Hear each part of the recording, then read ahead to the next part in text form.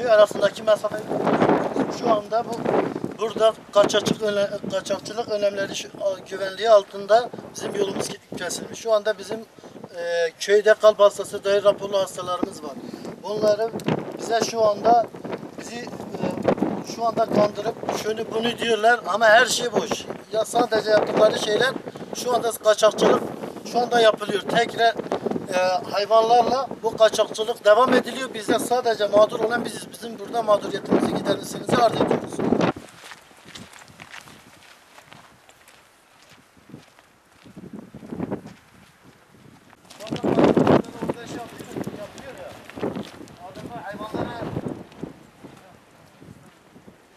Hayvanlarla taşınıp ne kadar sevkiyat yapılıyor.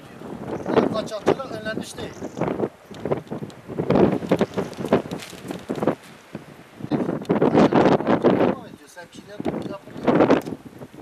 Billah.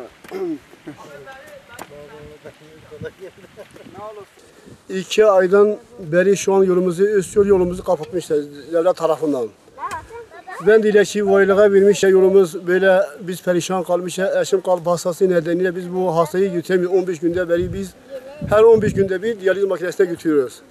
Ondan sonra AK Parti binasına gitmişim. AK Parti başkanıya söylemiş, işte mağduriyetimizi göstermiş, işte yolumuz kapalı. Yolumuz üst yoldan 2 kilometre, alt yoldan 24 kilometre. Adam 2 kilometre yolu kesmişler. Alt yoldan iki sefer kapatmışlar, bir daha kaçakçı tarafından açmışlar. Randevu istemişti muhtarla beraber. Biz demiştik bizim muhtarla valiyle görüşmek istiyoruz. Bize herhangi bir randevu vermemişti, valiyle görüşemezsin. Ondan gelmişim özel idareye. Özel idareye söylemişim, mağduriyetimizi gösterdik. Dedim işte biz Ağaçdere köyünde ikamet yapıyoruz. Böyle hastamız var, kalp hastası var, diyaliz makinesi hastası var, çocuklar giden okullara hasta var. Hiçbir imkan biz görememişim. Akla Demirören sözlü görüşte dilekçe yerine vermişim. Mağduriyetimizi gösterdik. İşte bizim durumumuz böyle kar nedeniyle biz imkanımızı, ihtiyacımızı göremiyoruz. Şu ana kadar biz mağduruz. Biz devletimizden destek istiyoruz. 15 günde bir bizim acil hastamızı hastaneye götürmemiz lazımdır. Eğer biz bu hastayı hastaneye götürmezse herhangi bu hastayı kaybederse sorumlu bizim en yetkili insanlardır.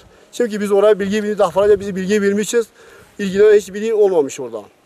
Yukarıda göstermiş olduğumuz yerde zaten gördünüz, fotoğraflarını çektiniz. Bitlis'e uzaklığı 10 kilometre. Aşağı yolda 24 kilometre. Bizim devlet yetkililerimiz tarafından orada kaçakçılar nedeniyle yolumuz kapatılmıştır. Ama yolu kapatılmaları kaçakçılığa engel olmuş değildir. Maalesef kaçakçılar gördüğünüz yerde nakil yapılıyor. Hayvanlarla nakil yapılıyor. Nakil yapıldığı halde mağdur olan Ağaçdere köyünde yaşayan bizleriz.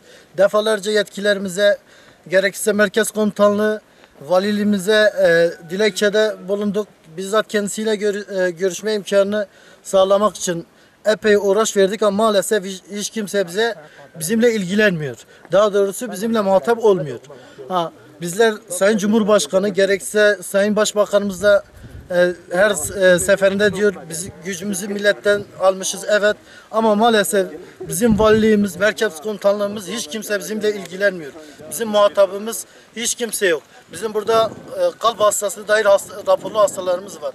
Maalesef bizim 4-5 tane küçük çocuklarımız var. Çocukları okula göndermek için servis verilmiş.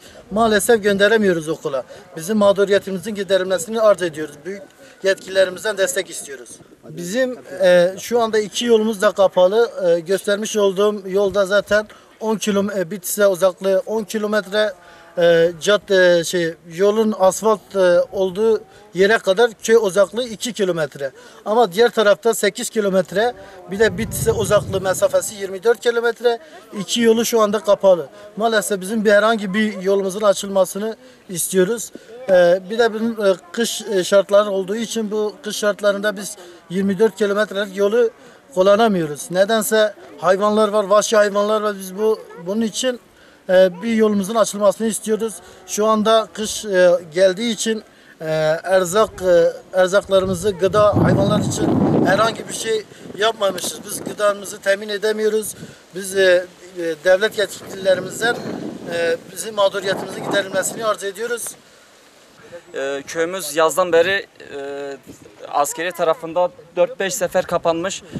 Şimdi 2 aydır da kış şartları ağır olduğu için köyler hayvanlara erzak, gıda temini etmek istiyoruz.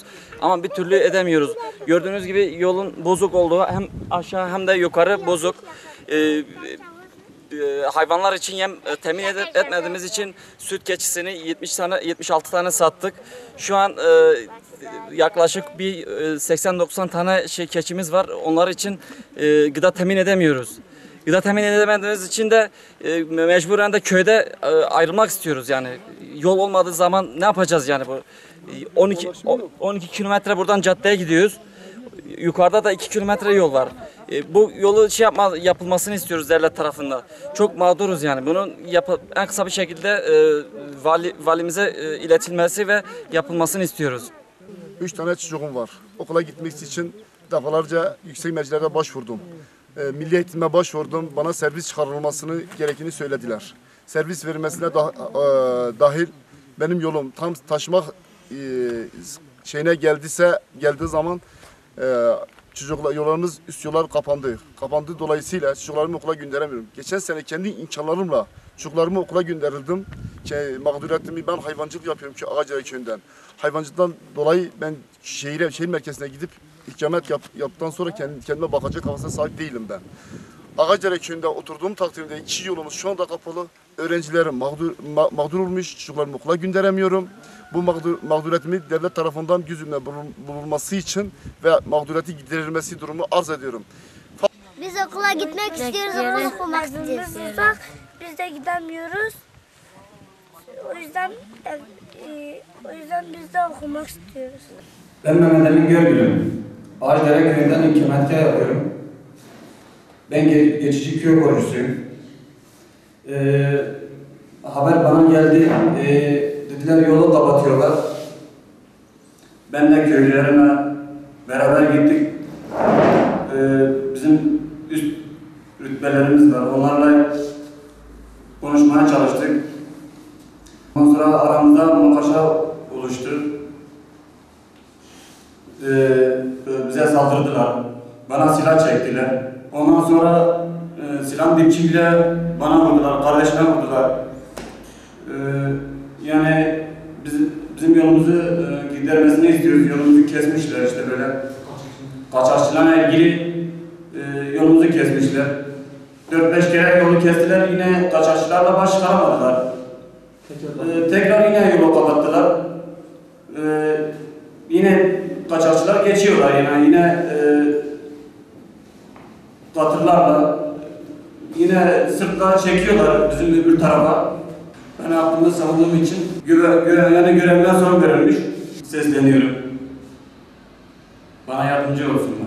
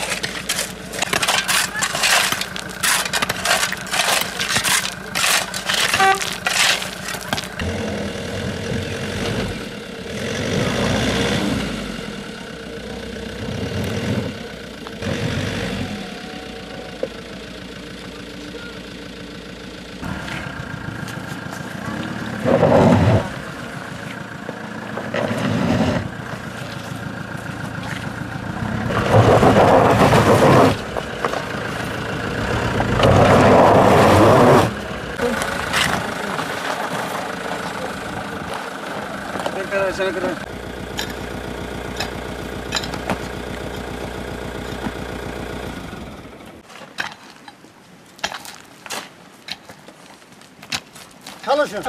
Geç. Geç.